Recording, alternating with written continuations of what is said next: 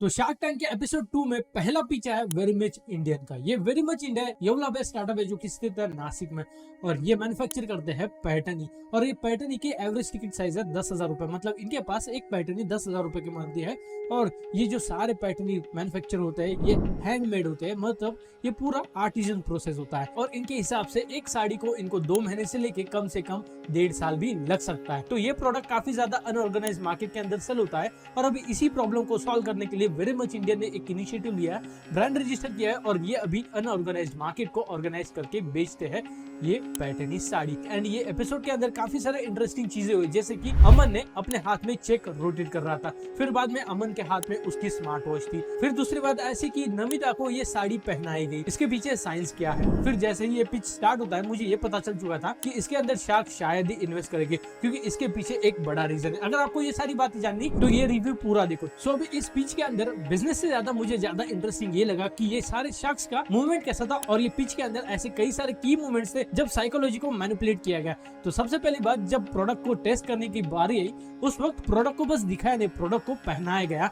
नमिता ने इसे पहनाया, और जब एक कोई पहनता है या फिर प्रोडक्ट को इतनी पर्सनलाइज वे से यूज करता है तब उसे वो प्रोडक्ट से अटैचमेंट हो जाती है, और इस कारण शायद नमिता इसके अंदर इन्वेस्ट करने के लिए राजी हो गई। तो यहाँ पे थोड़ा साइकोलॉजी का भी पार्ट आ जाता है। और फिर दूसरी बात कि अमन ने अपने हाथ में चेक को लिया था, तो जैसे ही यहाँ पे निगोशिएशन का पार्ट आ जाता है, अमन अपने हाथ में चेक हमेशा ले लेता है। आप चाहे तो पिछले एपिसोड देख लो या फिर इसका पहले वाला सीजन भी आप ओपन करके देख लो। जब भी कोई यहाँ पे पिच करता है और वो नेगोशिएट करने के लिए जाता है, सामने वाले के हाथ में चेक देख के उसे ऐसा लगता है कि शायद मैंने अगर ये चेक नहीं ले लिया तो मेरी आस चली जाएगी और शायद मुझे ये फंडिंग नहीं मिलेगी। तो यहाँ पे अमन सामने वाले के माइंड में फोमो ऐड कर रहा है कि अगर ये चेक नहीं ले लिया तो आपके हाथ से ये फंडिंग चली जाएगी, और एक सेंस ऑफ अर्जेंसी क्रिएट हो रही है यहाँ पे।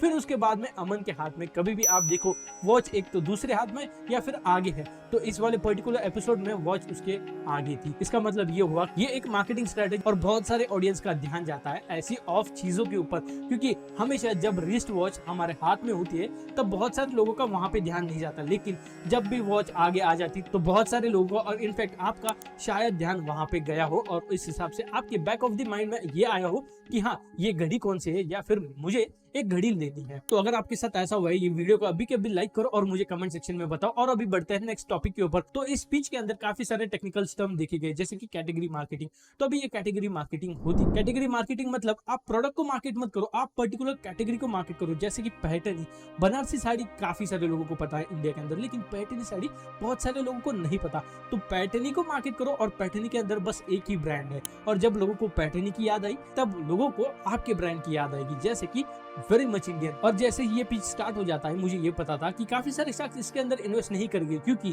ये जो ब्रांड है ये काम करता है बस एक ही कैटेगरी के अंदर एक ही प्रोडक्ट के साथ। और अभी अगर समझो as a angel investor shark ने इसके अंदर इन्वेस्ट किया है तो उनको इनिशियल लेवल पे फायदा होगा, लेकिन जब ये सीरीज ए फंडिंग या फिर सीरीज फंडिंग उठाने ले जाएगी तब इनको फंडिंग नहीं मिलेगी। और फिर बाद में सीरीज के बाद आईपीओ आता है, तो आईपीओ के अंदर एक प्रोडक्ट के साथ ये कंपनी शायद ही जाएगी। तो इस हिसाब से काफी सारे शार्क्स इसके अंदर इन्वेस्ट नहीं करेंगे, क्योंकि ये कंपनी बस काम करती है एक पर्टिकुलर प्रोडक्ट, या फिर इनका एसक्यू लिमिटेड है, और साथ ही साथ इनका प्रोडक्शन टाइम भी बहुत ज्यादा है। और इस हिसाब से अगर इनको मास ऑडियंस की तरफ जाना है तो ये इतना ज्यादा स्केल नहीं कर सकते। और आज इनके पास इन्वेस्टमेंट मिल चुकी है, लेकिन आगे चल के वो सीरीज राउंड रेज नहीं कर सकते, और कोई भी इंस्टीट्यूशन इनके अंदर इन्वेस्ट नहीं करेगा, क्योंकि ये बिजनेस कभी आगे चल के आईपीओ नहीं हो सकता, और इसके अंदर काफी सारे इन्वेस्टर इन्वेस्ट नहीं करेंगे। तो अभी ये सारी चीजें हुए shark tank season 2 episode number 2 pitch number 1 में। और अगर समझो आपको ऐसे और भी कई वीडियोस है जिसके अंदर मैं सारे शार्क टैंक के एपिसोड रिव्यू करता हूँ और हर एक बिजनेस को रिव्यू करता हूँ, तो अभी के अभी आपको